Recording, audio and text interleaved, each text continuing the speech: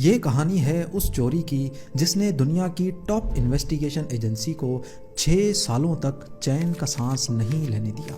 ایک دو نہیں بلکہ یہ چوری 29,000 کروڑ روپیوں کی تھی، 3.5 بلین ڈالرز۔ چور کو صرف ایک فون کال کیسے لے ڈوبی، اس نے اتنی زیادہ رقم چیٹوز کے ایک چھوٹے کنٹینر میں کیسے چھپائی تھی، اور سب سے بڑھ کر پیسوں کی ریکوری کے بعد جس کے اصل میں یہ پیسے تھے، اس نے ان پیسوں سے منہ کیوں پھیر لیا۔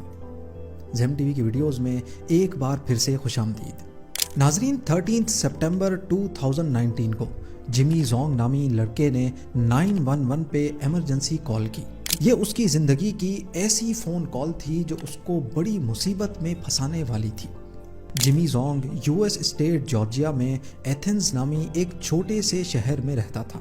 اس نے اپنے گھر میں چوری کی ایک کارروائی رپورٹ کرنے کے لیے پولیس کو فون کیا تھا، اور پولیس آفیسر کے پوچھنے پر اس نے بتایا کہ اس کے گھر سے $4 لاکھ چوری ہوئے ہیں۔ اتنی بڑی اماؤنٹ سن کر پولیس آفیسر کو تھوڑا شوق سا لگ گیا۔ جمی نے اپنے گھر پر بہترین سیکیورٹی سسٹم لگا رکھا تھا، اور اس کے پاس چور کی گھر میں گھسنے کی CCTV فوٹیج بھی موجود تھی جس نے اپنا فیس کور کیا ہوا تھا۔ جمی زونگ جارجیا یونیورسٹی کا گریجویٹ تھا، اور وہ اپنے دوستوں میں پارٹی بوائے کے نام سے پہچانا جاتا تھا۔ وہ ایک پارٹی میں $5 لاکھ یعنی قریب 4.25 کروڑ روپے اڑا دیتا تھا۔ کسی بار میں جاتا تو وہاں موجود تمام لوگوں کو فری ڈرنکس خرید کر دیتا۔ اس کے زیادہ تر دوست اس کا ساتھ صرف پیسوں اور عیاشی کی لالچ میں دیتے تھے۔ یہاں تک کہ اپنی فیورٹ فٹ بال ٹیم کا میچ دیکھنے کے لیے جمی نے ایک بار اپنے دوستوں کو اکٹھا کیا اور پرائیویٹ جیٹ میں ان سب کو لاس اینجلس لے کے گیا۔ تو کہنے کا مقصد صرف اتنا ہے کہ جمی کے پاس بہت کم ایج میں ہی اتنا زیادہ پیسہ تھا جو شاید وہ خود بھی سنبھال نہیں پا رہا تھا۔ جب پولیس اس کے گھر میں ہوئی چوری کا پتہ لگانے میں ناکام رہی تو اس نے مارٹینیلی نامی ایک پرائیویٹ ڈیٹیکٹیو کو ہائر کر لیا، کیونکہ جمی کے لائف سٹائل اور فرینڈ سرکل سے ایسا معلوم ہوتا تھا کہ یہ چوری اسی کے کسی دوست نے کی ہے۔ اسی وجہ سے مارٹینیلی نے اس کے کیس کو اچھی طرح اسٹڈی کرنے کے لیے جمی کی پرائیویٹ لائف پہ نظر دوڑائی، جیسا کہ اس کے سوشل میڈیا اکاؤنٹس اور اس کے بینک اکاؤنٹس کی ٹرانزیکشنز۔ یہ پرائیویٹ ڈیٹیکٹیو بھی پریشان تھیں کہ اتنی کم ایج میں اتنے زیادہ خرچے کرنے کے پیچھے جمی کا سورس آف انکم کیا ہے۔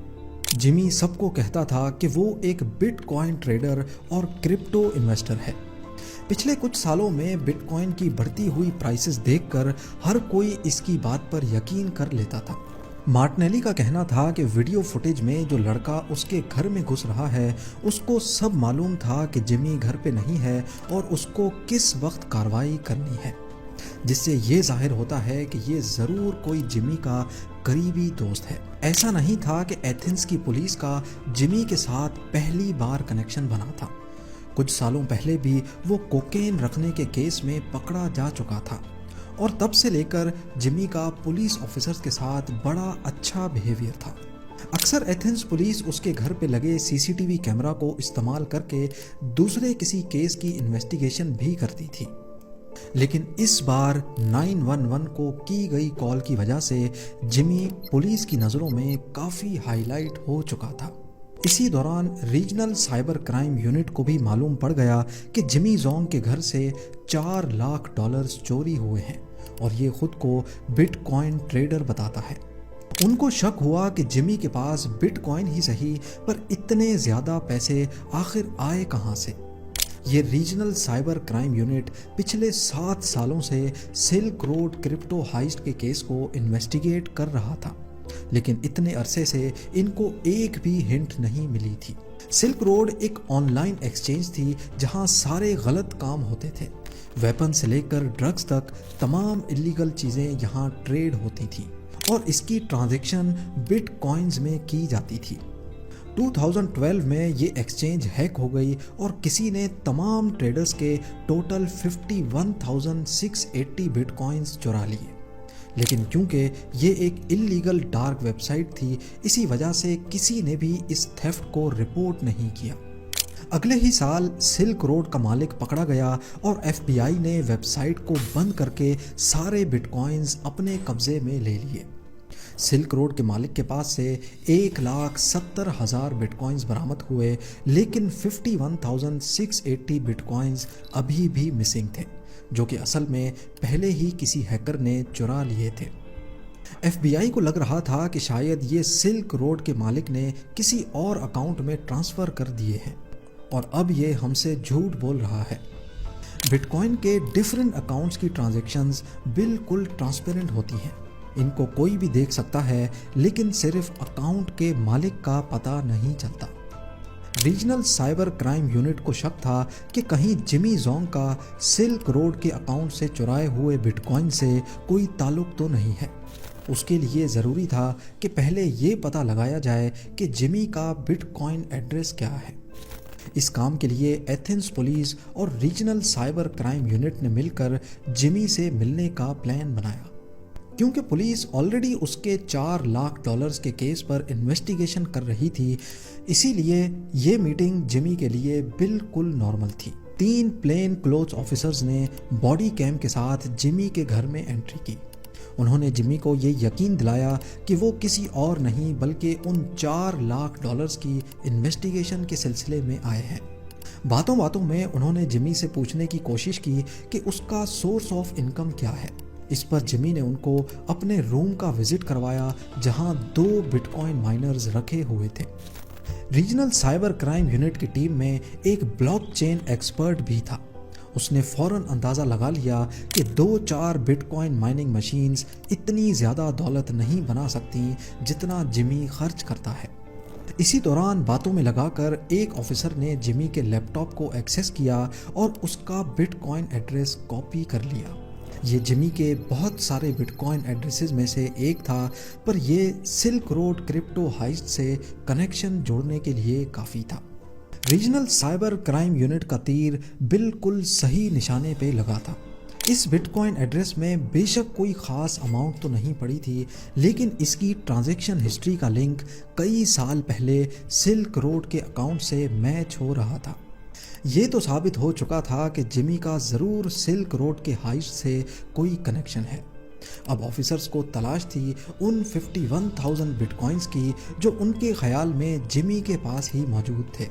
انہوں نے ایک بار پھر سے جمی سے کانٹیکٹ کر کے اس سے میٹنگ فکس کی، لیکن اس بار وہ اس کے خلاف سرچ وارنٹ لے کے گئے تھے۔ جب جمی کو معلوم پڑا تو اس کے چہرے کا رنگ ہی اڑ گیا۔ آفیسرز نے اس کے گھر کی تلاشی لینا شروع کی، ایک ایک ٹائل کو بجا کر چیک کیا کہ کہیں جمی نے کوئی سیکرٹ اسٹوریج باکس تو نہیں بنایا ہوا۔ آخر میں ان کو چیٹوز کا ایک کنٹینر نظر آیا جس کے اندر چھوٹا سا ٹاول پڑا تھا۔ سنیکس کے کنٹینر میں ٹاول کا پیس دیکھ کر ان کو شک ہوا تو انہوں نے اس کو باہر نکالا۔ اس ٹاول کے نیچے ان کو ایک چھوٹی سی کمپیوٹر چپ پڑی دکھائی دی۔ یہ بٹ کوائن کا ہارڈ والیٹ تھا جس میں 51,000 بٹ کوائنز ابھی بھی موجود تھے، اور 2021 میں ان کی قیمت $3.5 بلین بنتی تھی۔ جمی زونگ اب بری طرح پھنس چکا تھا۔ اپنے $4 لاکھ کے چور کو پکڑنے کے چکر میں وہ 51,000 بٹ کوائنز گوا بیٹھا تھا۔ جمی نے آفیسرز کو بتایا کہ اپنی ڈرگز کی عادت کو پورا کرنے کے لیے وہ سلک روڈ ایکسچینج پہ جاتا تھا اور وہاں سے ڈرگز خریدتا تھا۔ 2012 میں ایک دن جب وہ وہاں سے اپنے بٹ کوائنز واپس وڈرا کر رہا تھا تو اس کو ویب سائٹ میں ایک لوپ ہول نظر آیا۔ جمی کے پاس ویسے ہی بلاک چین کی اچھی خاصی نالج تھی، تو اس نے اس لوپ ہول کو یوز کرتے ہوئے باقی تمام ویب سائٹ کے یوزرز کے بٹ کوائن بھی وڈرا کرنا شروع کر دیے۔ جب وہ 51,680 بٹ کوائنز وڈرا کر بیٹھا تو سلک روڈ کے مالک کو معلوم پڑ گیا۔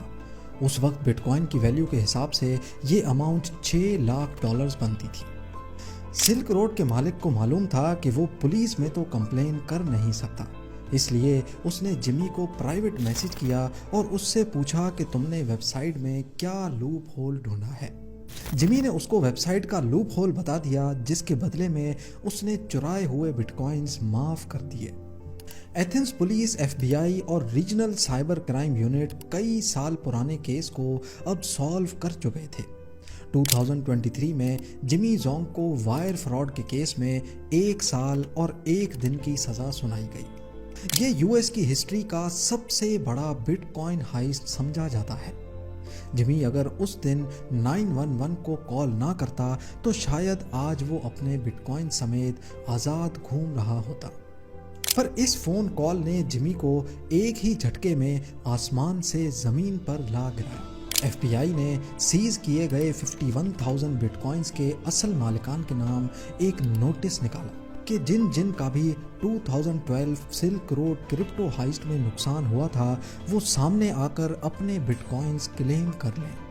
पर हैरत की बात यह थी कि एक भी आदमी सामने नहीं आया, क्योंकि सामने आने का मतलब है कि उसका सिल्क रोड पे अकाउंट था और सिल्क रोड पे अकाउंट का एक ही मतलब है कि वो किसी ना किसी क्रिमिनल एक्टिविटी में इन्वॉल्व था।